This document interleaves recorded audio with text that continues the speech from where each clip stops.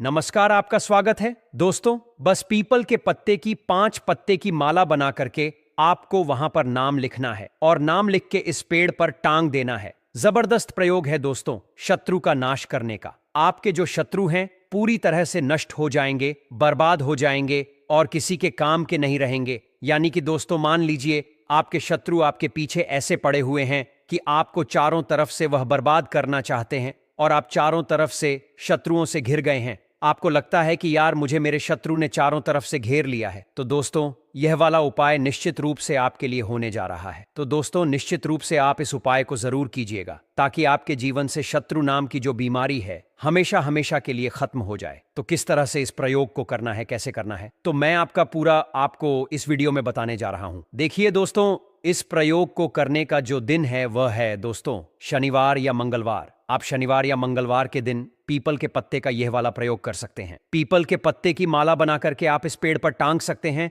उसमें नाम लिख करके, और आपका शत्रु भी यह मान लीजिए कि टंग जाएगा। यानी कि आपका शत्रु भी पूरी तरह से बर्बाद हो जाएगा। दोस्तों, इतना जबरदस्त उपयोग है क्योंकि दोस्तों, पीपल का जो पेड़ होता है उसमें 33 करोड़ देवी देवताओं का वास होता है। यानी कि उसमें नाग, यक्ष, यक्षिणी सभी तरह के जो देवी देवता होते हैं उसमें विद्यमान होते हैं। भूत, प्रेत और पितृदेवता भी उसमें विद्यमान होते हैं जो हमें आशीर्वाद देते हैं। यदि आप पीपल के पेड़ की सही तरीके से पूजा करके और यह 5 पत्ते तोड़ के नाम लिख के इसकी माला बना करके उस दूसरे पेड़ पर टांग देंगे तो बस आपके जीवन से शत्रु नाम की बीमारी हमेशा हमेशा के लिए खत्म हो जाएगी। तो दोस्तों, इस वीडियो को लाइक करने के साथ साथ कमेंट बॉक्स में जय श्री राम जरूर लिखिए ताकि आपके जीवन में कभी भी कोई दिक्कत, कोई संकट नहीं पैदा हो। साथ ही में दोस्तों, आप हर हर महादेव जरूर लिखिए क्योंकि हमें वनस्पति देने वाले महादेव हैं, भोले बाबा हैं। इस कारण से हम जो है भोले बाबा का प्रयोग निश्चित रूप से करेंगे। तो दोस्तों देखिए, अब सबसे पहले आपको करना क्या है। शनिवार के दिन या मंगलवार के दिन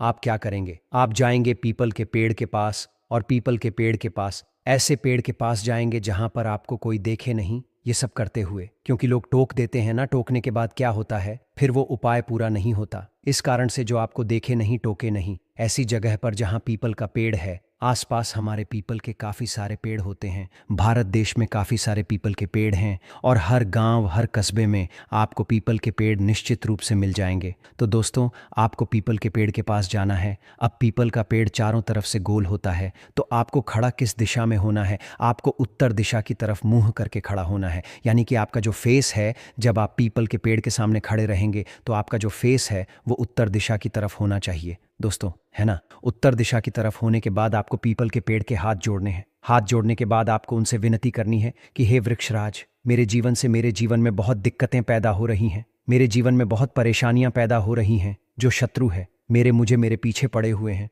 मुझे बहुत ज्यादा दिक्कतें दे रहे हैं। वह शत्रु, तो आप मेरे शत्रुओं का नाश कीजिए, मेरे शत्रुओं को आप खत्म कीजिए, उनको सबक सिखाइए ताकि मैं अपने कार्य में निश्चित रूप से आगे बढ़ पाऊं। मेरा जो बिजनेस है वह बिल्कुल खत्म हो गया है। शत्रु के कारण मेरे बिजनेस में बिल्कुल भी आमदनी नहीं हो रही है। और आपको इस तरह की प्रार्थना वहां पर पीपल के पेड़ से करनी है और वहां पर यह भी आपको बोलना है कि इस पीपल के पेड़ में विद्यमान जितने भी ब्रह्मा, विष्णु, महेश सहित 33 करोड़ देवी देवता हैं, उनसे हम विनती करते हैं कि मैं आपके पेड़ के 5 पत्ते लेना चाहता हूं। 5 पत्ते ले जाकर के मैं इससे ऐसा प्रयोग करूंगा जिससे कि मेरे शत्रु जो है वह खत्म हो जाएंगे। तो मुझे आशीर्वाद पूर्वक आपके 5 पत्ते देने की कृपा करें। उसके बाद आप क्या करेंगे, पीपल के पेड़ के 5 पत्ते तोड़ेंगे। लेकिन दोस्तों, पीपल के पत्ते के जो हैं वो ऐसे होने चाहिए जो टूटे फूटे, कटे फटे या खंडित नहीं होने चाहिए। वो एक पीला पत्ता नहीं होना चाहिए, बिल्कुल हरे पत्ते और बिल्कुल साबुत शानदार पत्ते, बिल्कुल बढ़िया वाले पत्ते आपको तोड़ने हैं। एक पीपल के पत्ते जो है लाल कलर के भी होते हैं, छोटे छोटे से कोपलें, वो नहीं तोड़नी है दोस्तों। आपको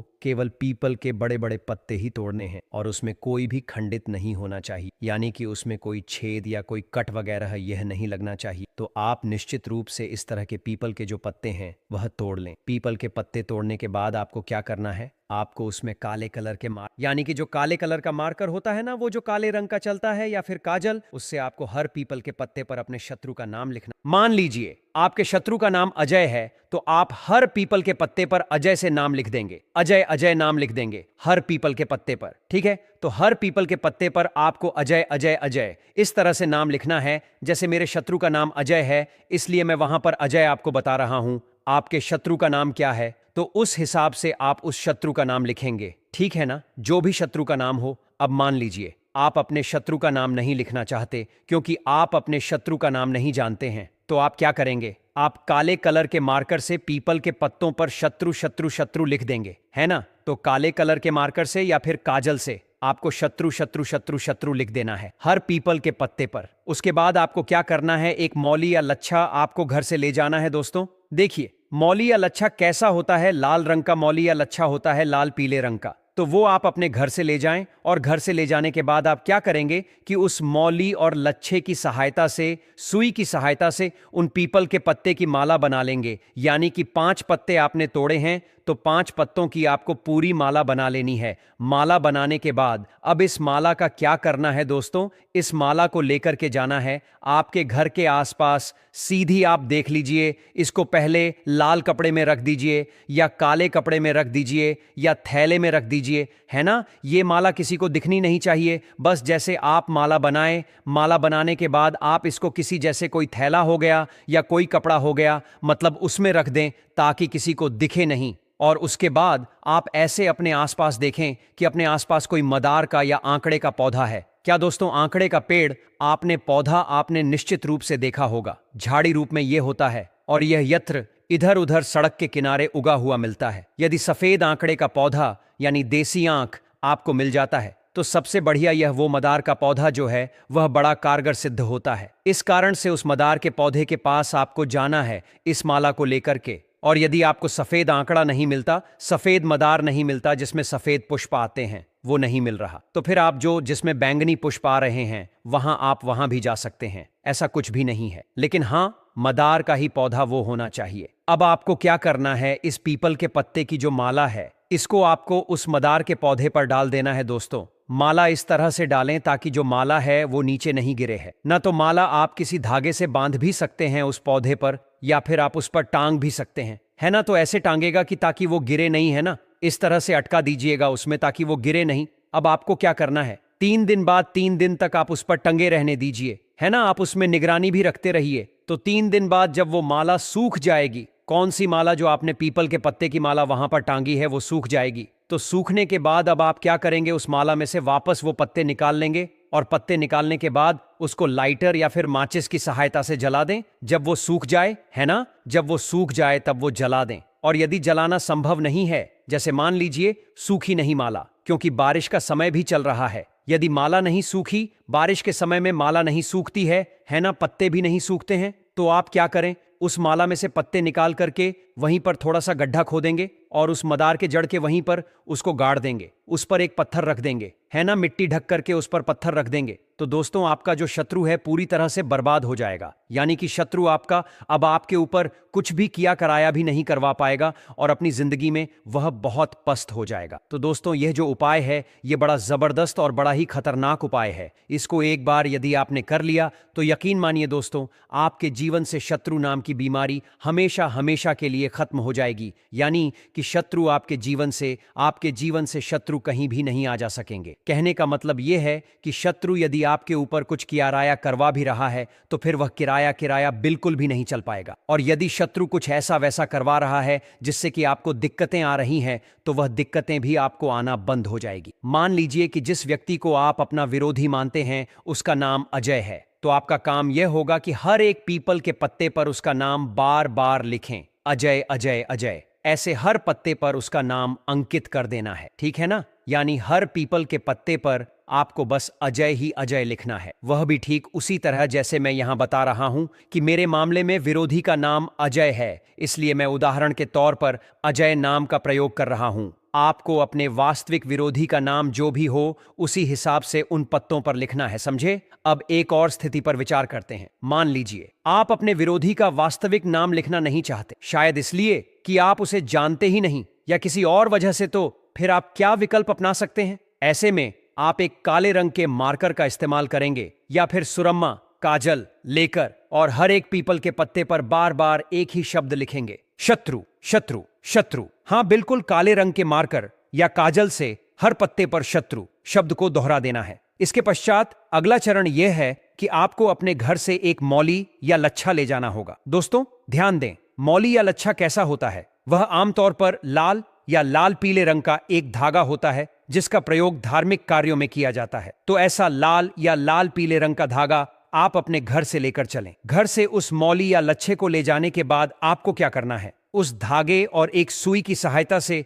उन पीपल के पत्तों की एक माला पिरोनी है, यानी गूंथनी है। आपने जितने भी पत्ते तोड़े हैं, मान लीजिए 5, तो उन 5 पत्तों की एक पूरी माला बना लेनी है। अब इस माला को बनाने के बाद दोस्तों इसका क्या करें, इस तैयार माला को लेकर आपको अपने घर के आसपास के इलाके में जाना है। पहले इस माला को एक लाल कपड़े में या फिर एक काले कपड़े में या फिर किसी छोटे से थैले में छिपा कर रख दें। क्यों? क्योंकि यह माला किसी की नजर में नहीं आनी चाहिए। बस जैसे ही आप माला बना लें, उसे तुरंत किसी कपड़े या थैले में इस तरह छिपा दें कि कोई देख न सके। इसके पश्चात आपको अपने आसपास नजर दौड़ानी है, देखना है कि कहीं कोई मदार का पौधा या आंकड़े का पौधा दिखाई दे रहा है। क्या दोस्तों, आंकड़े का पौधा या पेड़ आपने अवश्य देखा होगा। यह अक्सर झाड़ी के रूप में उगता है और सड़क किनारे या खाली जगहों पर आसानी से मिल जाता है। यदि आपको सफेद फूलों वाला आंकड़े का पौधा मिल जाए, यानी देसी आंकड़ा, तो यह सबसे उत्तम स्थिति है। यह मदार का पौधा इस कार्य के लिए अत्यंत प्रभावशाली और कारगर माना जाता है।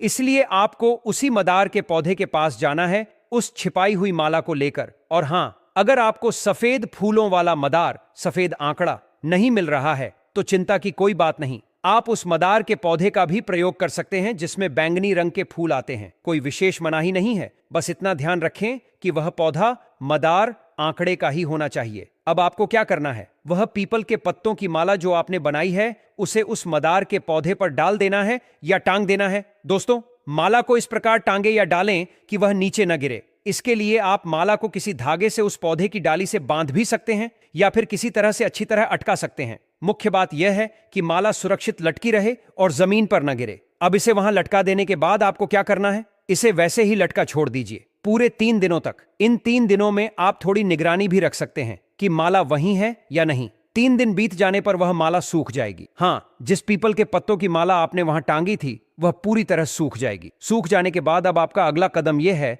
कि उस सूखी हुई माला से पत्तों को वापस अलग कर लें। पत्ते निकाल लेने के बाद उन्हें एक लाइटर या फिर माचिस की तीली से जला देना है। ध्यान रहे पत्ते तभी जलाएं जब वे पूरी तरह सूख चुके हों। और हां, एक स्थिति और है, मान लीजिए पत्तों को जलाना संभव ना हो। ऐसा क्यों हो सकता है? जैसे कि अगर बारिश का मौसम चल रहा हो तो हो सकता है कि माला ठीक से न सूख पाई हो या पत्ते गीले हों। ऐसे में जलाना मुश्किल होगा। तो फिर विकल्प क्या है? आपको उसी मदार के पौधे के पास उसकी जड़ के निकट एक छोटा सा गड्ढा खोदना है। फिर उन पत्तों को उसी गड्ढे में डालकर दफना देना है। गड्ढे को मिट्टी से ढक दें और उसके ऊपर एक पत्थर रख दें ताकि वे वहीं दबे रहें। दोस्तों, ऐसा करने से आपका जो भी विरोधी है वह पूरी तरह से बर्बादी की ओर चला जाएगा। मतलब यह कि वह शत्रु अब आपके विरुद्ध कुछ भी कर पाने या करवा पाने की स्थिति में नहीं रहेगा। उसका जीवन भीषण परेशानियों और असफलताओं से घिर जाएगा। तो दोस्तों, यह जो उपाय है वह अत्यंत प्रभावशाली और काफी शक्तिशाली माना जाता है। अगर आपने इसे सही ढंग से सिर्फ एक बार भी कर लिया तो विश्वास मानिए, आपके जीवन से शत्रु नामक समस्या हमेशा के लिए दूर हो जाएगी। यानी कि आपके जीवन में कोई भी शत्रु सफलतापूर्वक सिर नहीं उठा पाएगा। साफ शब्दों में कहें तो अगर कोई शत्रु आपके खिलाफ कोई षड्यंत्र रच भी रहा है, कोई नुकसान पहुंचाने की कोशिश कर भी रहा है, तो उसकी वह सारी चालें विफल हो जाएंगी। और अगर उसकी वजह से आपको किसी तरह की मुसीबतों या परेशानियों का सामना करना पड़ रहा है तो वे परेशानियां भी आनी बंद हो जाएंगी। इसलिए दोस्तों, यह शत्रु को नष्ट करने वाला एक अचूक और प्रमाणित टोटका है। इसे अवश्य आजमाएं। चलिए दोस्तों, अगले वीडियो में मिलते हैं। तब तक के लिए जय श्री राम, जय बागेश्वर धाम सरकार, हर हर महादेव।